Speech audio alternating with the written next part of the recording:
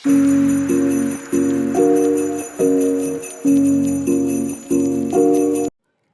Guys, welcome to my channel Srivani unique foods.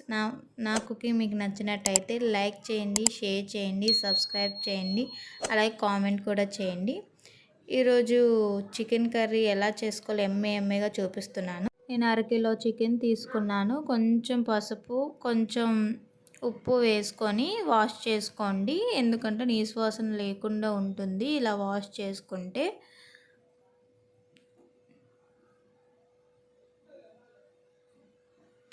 అలాగే ఇందులో కొంచెం మ్యాగ్నేట్ చేసుకోవాలి చికెన్. దాంట్లో కొంచెం పసుపు, ఒక స్పూను ఉప్పు, 2 స్పూన్స్ కారం.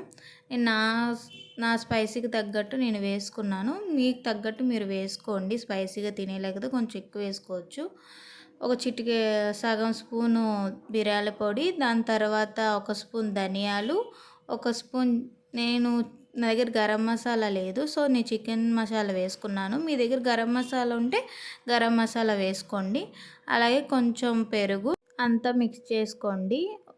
ఇలా మిక్స్ చేసుకున్న దాన్ని ఒక 1 అవర్ దాకా పక్కన పెట్టుకోండి. మసాలాలన్నీ దానికి ముక్కలకి పడతాయి.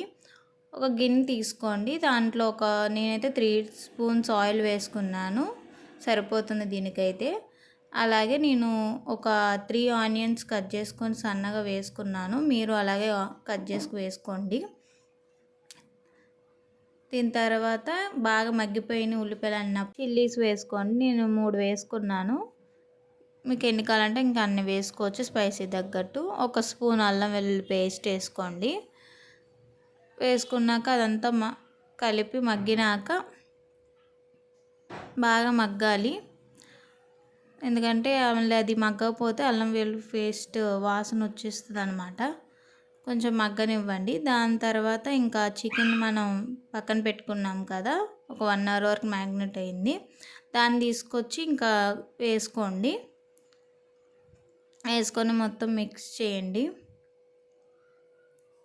సేమ్ నేను చెప్పినట్టు చేయండి, చాలా బాగుంటుంది కర్రీ అయితే.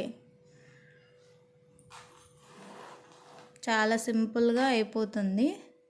బ్యాచిలర్స్ కూడా చక్కగా చేసుకోవచ్చు సింపుల్గా కొన్ని ఐటమ్స్తోని. కొంచెం మగ్గిపోయింది, ఇంకా కలిపేసి ఇంకొక మూత పెట్టండి. తర్వాత కొద్దిసేపు ఒక 10 మినిట్స్ అలా మళ్ళీ తీసి అలా కలుపుకోండి, సేమ్ చూపించినట్టు. మొత్తం ఇంకా అలా కలిపినాక ఇక్కడ ఒక క్లిప్ మిస్ అయింది, టమాటాలు వేసుకోవాలి. నేను ఒక 2 టమాటాస్ అలా కట్ చేసి వేసుకున్నాను. సేమ్ మీరు కూడా అలాగే వేసుకోండి. అది క్లిప్ మిస్ అయింది, ఏమనుకోకండి. అది కొంచెం మగ్గనివ్వాలి. మళ్ళీ ఒక 10 మినిట్స్ అయినాక చూసుకోవాలి మగ్గిందా లేదా, ఎలా ఉంది అన్నది. అడుగు పడుతుంది, కలుపుకుంటూ ఉండండి అప్పుడప్పుడు మధ్య మధ్యలో.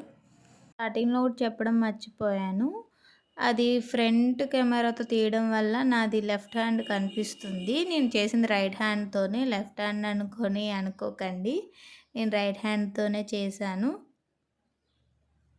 సో ఇంకా అయిపోయింది, మగ్గిపోయింది అన్నప్పుడు ఇంకా వాటర్ పోసుకున్నాను నేను. నాకు కర్రీకి సరిపడా వాటర్ వేసాను. మీకు ఇంకా కొంచెం కావాలి అనుకుంటే ఇంకా కొంచెం వాటర్ వేసుకోవచ్చు. అలా కొద్దిసేపు ఉంచి ఒక 10 మినిట్స్ తర్వాత అలాగా చూసుకున్నాను. మగ్గబెట్టండి. బాగా మగ్గింది, బాగానే ఉంది అన్నప్పుడు ఇంకా చూసుకున్నాను నేనైతే, కొంచెం సాల్ట్ సరిపోయిందా లేదా అని చూసుకున్నాను. నాకైతే సాల్ట్ సరిపోయింది, మీకు సరిపోకపోతే సాల్ట్ వేసుకోండి. తర్వాత ఇంకా ముక్క ఉడికిందా లేదా అని చెప్పేసి ఇంక నేను చూసుకుంటున్నాను. పీస్ అయితే చూసారుగా ఎలా ఉందో, అలా సేమ్ ఉడికిపోయింది. ఇంకా 5 మినిట్స్ దించే ముందు నేను కొత్తిమీర ఇంకా వేసేసుకున్నాను. ఇంకా వేసుకున్నాక ఒక 5 మినిట్స్ అలా ఉంచండి, ఉడకబెట్టండి. దగ్గరికి అయిపోయింది చూడండి, ఆయిల్ ఇలా పైకి తేలింది అన్నప్పుడు ఇంకా స్టవ్ ఆఫ్ చేసేయండి. మన చికెన్ కర్రీ రెడీ అయిపోయినట్టే. చూడండి ఎంత ఎమ్మీగా ఎలా ఉందో, గ్రేవీ ఎలా వచ్చిందో, పీసెస్ చూడండి ఎంత బాగున్నాయో, ఎంతలా ఉడికాయో.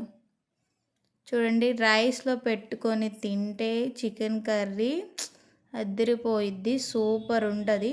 మీరు కూడా ఇలాగే ట్రై చేయండి, ఖచ్చితంగా మీకు నచ్చుతుంది.